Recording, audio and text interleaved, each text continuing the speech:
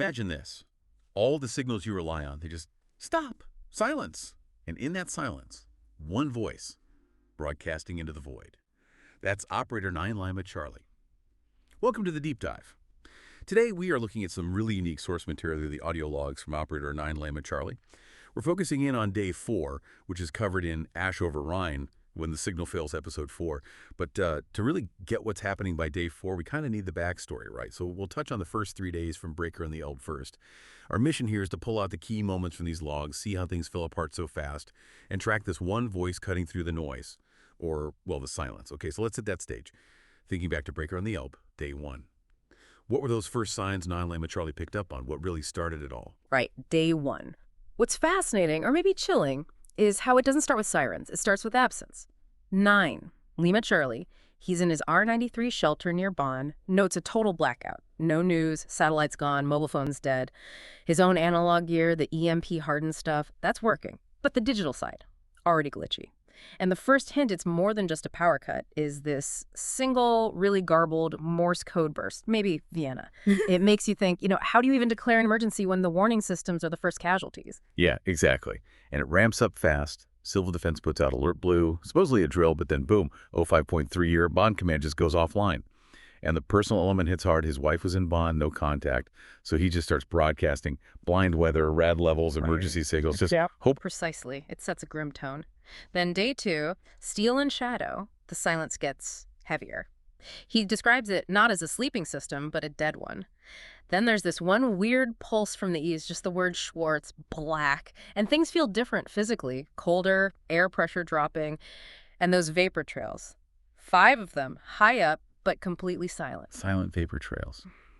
And then Day 2 delivers the first real, physical evidence, doesn't it? It does. A pressure wave hits him. Then these urgent pings pop up from another operator, Juliet Kilo 4, reports columns, black vehicles, no markings, moving fast. Whoa. Yeah. And soon after, a broken voice transmission, something about castle, burned, they're inside, and crucially, not NATO, too fast. That's the moment it really clicks for 9 Lima Charlie, I think. This isn't breakdown, it's invasion. Okay, so Day 1 is systems failing. Day 2 is invasion kicking off. What about Day 3?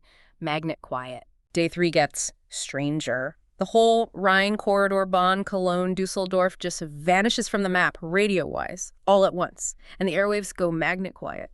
Not just weak signals, but no static. Nothing. He says it's like the ionosphere itself just stopped working, stopped reflecting signals, like the sky just absorbed everything. That's not normal. Not even during massive solar flares. Magnet quiet. That sounds deeply wrong. And the environment is getting worse, too. Definitely. Radiation's creeping up, hits 0.21 microsieverts. Remember, neural background is like half that. Yeah. Big clouds, no sun. And this really disturbing detail, his external camera catches someone in uniform limping who collapses right outside his fence. But protocol says stay inside, so he does. God, the choices. These are possible choices. Then, just briefly, another station, Echo Romeo 1, Dutch maybe, reports Rotterdam's burning. They're not human. Not human. What does that even mean in this context? We honestly don't know. It's just hanging there. Unexplained. And before Juliet Kilo 4 vanishes for good, they send one last thing. EMP over Metz. Sky rippled. Lost visual. Another EMP mention. Metz, then the sky rippling. Suggests something massive happened there.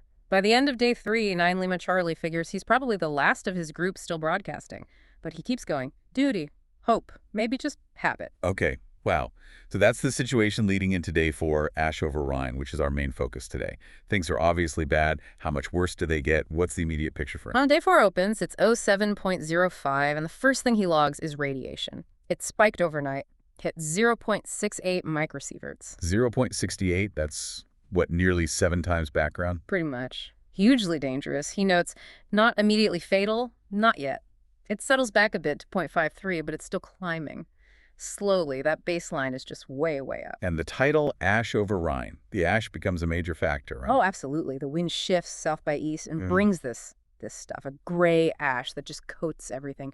Crawling, he calls it. And he can taste it. Says it's like a burnt metallic sting, like breathing coins. Ugh. Breathing coins. That tells you so much, doesn't it? What's the significance of that, beyond just being awful? It's confirmation, really. This isn't just local fallout. It's radioactive particles carried on the wind, probably from a long way off. And that sensory detail, the taste, makes the threat immediate, personal, unavoidable. And it changes how he sees the landscape. The Rhine River, it's not just a river anymore. He calls it a wall of fallout. and ash and fear. It's become a boundary marker in this ruined world. A wall of fear.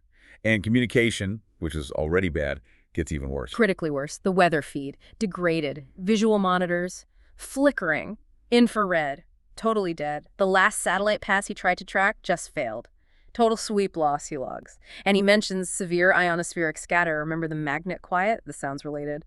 He says the signal floor collapsed like the sky itself broke open and swallowed the spectrum. So ionospheric scatter, signal floor collapse. Basically, long-range radio is just gone. The physics don't work anymore. That's pretty much what it sounds like, yeah.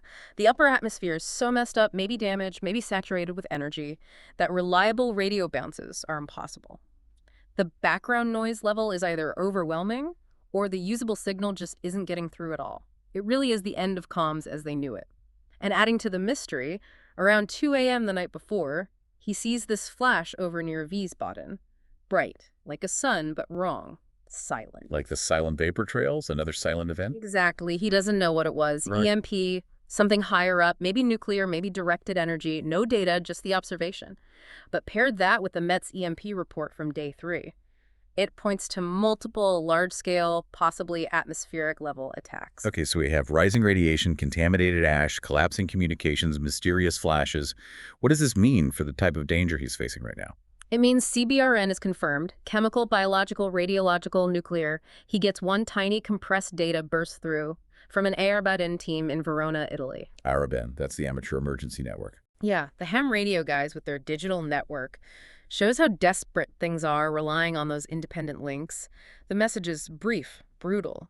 Ligurian coast hit, chemical trace in rain. Chemical trace. Italy, so it's widespread. Very. He immediately seals his shelter's air intake vents, but he notes, too late. The filtration's working, he thinks, for now, but the air inside already feels heavy.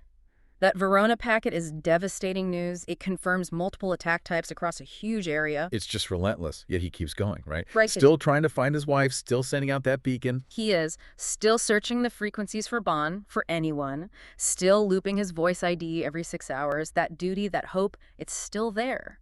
But then he gets one last thing from Juliet Kilo 4. Remember the operator who reported the black vehicles on day 2? Yeah, what happened? Just a sudden burst of static, then this panicked, garbled voice cuts through. Cologne is smoke and teeth, paratroopers, no insignia, not ours.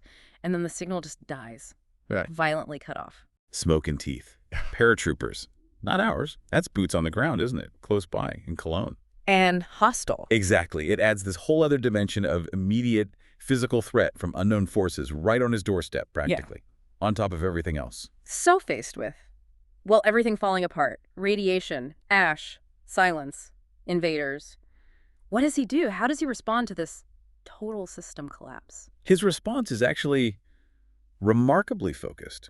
He decides to reroute everything he has left. All power, all functioning gear goes into broadcasting hourly logs. Just data. Radiation levels, wind, pressure changes. Pushes it all to a backup network node. And his reasoning is pure pragmatism.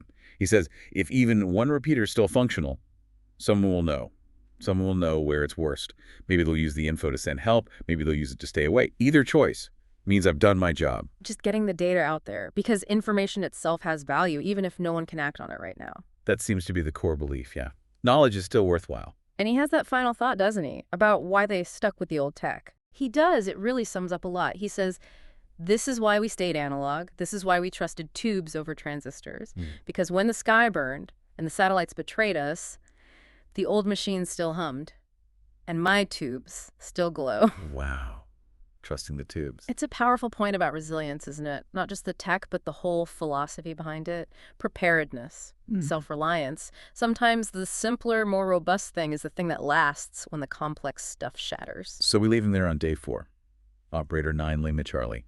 Still broadcasting data into the ash and the silence. Still alive, still waiting. It's an incredible picture of just persistence. It really is. And this whole deep dive looking at these logs, it hammers home how vital information becomes even tiny fragments when everything else is stripped away. It really makes you think about what knowledge, what connections are truly fundamental when the systems we rely on just vanish. So, a thought for you listening. When the familiar landmarks, rivers, borders, networks are suddenly redrawn by catastrophe, by ash and silence, how do we navigate? What does it mean to connect then?